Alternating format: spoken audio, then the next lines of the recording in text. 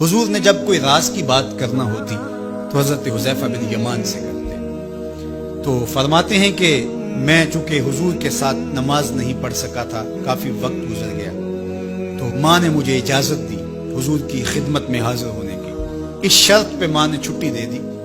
کہ حضور سے جا کے میرے لیے بھی اور اپنے لیے بھی مغفرت کی دعا کروانا، چونکہ صحابہ کی شدید آرزو ہوتی تھی کہ حضور کے ہاتھ اٹھ جائے۔ انہیں پتہ تھا کہ یہ ہاتھ اٹھ جائے تو باب اجابت تک پہنچتے ہیں، پھر خالی نہیں موڑے جاتے،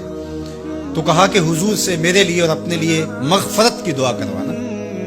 ماں نے اجازت دے دی تو یہ حضور کی خدمت میں آئی۔ کہتے ہیں میں نے مغرب کی نماز پڑھی اور سلام پھرا تو میرے دل میں تھا کہ حضور سے ملوں اور کہوں کہ حضور میرے لیے، میری ماں کے لیے مغفرت کی دعا کر دیجیے، لیکن حضور نوافل میں ایسے مشغول ہوئے کہ مجھے موقع نہ مل پایا، حتیٰ کہ عشاء کا وقت ہو گیا۔ عشاء کی اذان پکاری جانے لگی، حضور نے نماز عشاء پڑھائی، سلام پھرا تو میرے دل میں تھا کہ ماں نے جاتے ہی پوچھنا ہے کہ دعا کروائی تھی تو کیا جواب دوں گا۔ مغرب کی نماز کی چھٹی ملی، عشاء بھی ہو گئی اور میں عرض نہیں کر سکا، تو میں ابھی سوچ ہی رہا تھا کہ حضور حجرہ انور کی طرف بڑھ گئے۔ اب جنہوں نے مسجد نبوی کی حاضری کا شرف پایا ہے وہ جانتے ہیں کہ مصلی نبوی سے حجرہ رسول کا فاصلہ ہی کتنا ہے، اور جنہوں نے یہ شرف نہیں پایا میری دعا ہے کہ وہ اڑ کے مدینے چلے جائیں۔ سچی بات ہے، جس نے وہ شہر نہیں دیکھا اس نے کچھ بھی نہیں دیکھا۔ جنہوں ویک کے اکھیاں ٹھر دیاں نے، جنہوں ویک کے ٹھر دا سینہ ہے، ربا تیری ساری خدائی وچوں بس ایک کو شہر مدینہ۔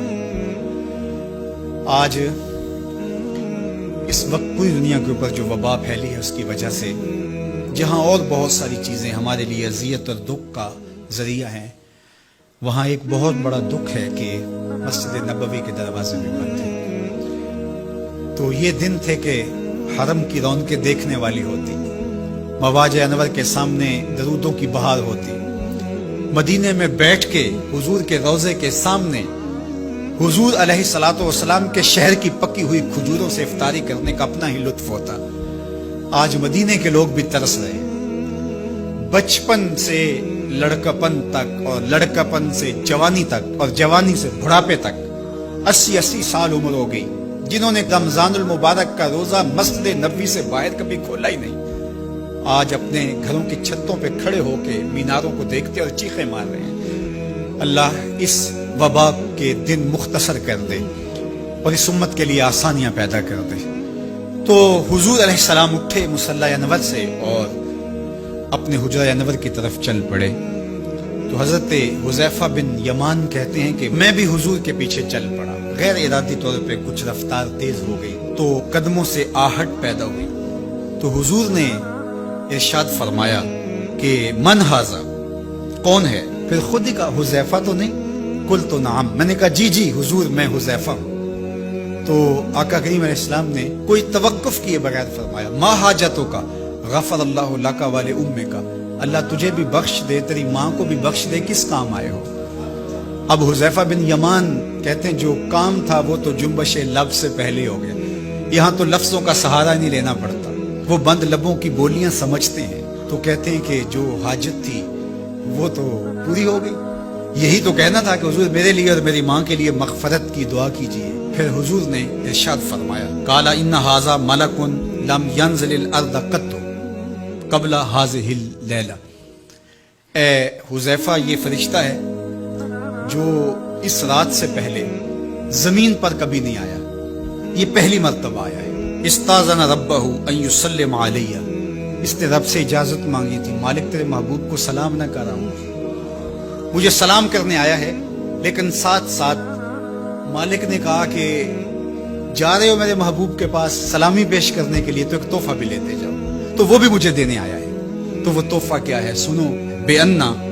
فاطمہ تا سیدۃ نساء اہل الجنہ، مجھے خوشخبری دینے آیا ہے کہ آپ کی بیٹی فاطمہ جنتی عورتوں کی سردار ہے، اور وَأَنَّ الْحَسَنَ وَالْحُسَيْنَ سَيِّدَا شَبَابِ أَهْلِ الْجَنَّةِ، اور حسن اور حسین فاطمہ کے بیٹے جنتی جوانوں کے سردار ہیں۔ یہ آج خوشخبری لے کر کے میرے پاس مجھے سلام کرنے آیا ہے، تو یہ ملکہ جنت ہیں، خاتون جنت ہیں، سیدہ نساء اہل جنت ہیں۔ کہتے ہیں کہ جب حضور علیہ الصلوۃ والسلام کو سیدہ فاطمہ زہرا رضی اللہ تعالی عنہا کوئی بات کرتی تھی تو حضور ان کی بات کو نہیں ٹالتے تھے، ان کی بات مان لیتے تھے۔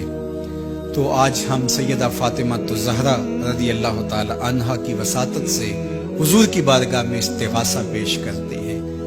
کہ اس امت مرحوم پہ اللہ سے رحم کی خیرات مانگے اور اللہ میرے وطن کی خیر کرے، امن، رحمت اور کرم نوازیوں کے اجالے اور نور نصیب ہو، میری قوم کی بیٹیوں کو اسوہ فاطمہ کے اجالے عطا ہوں۔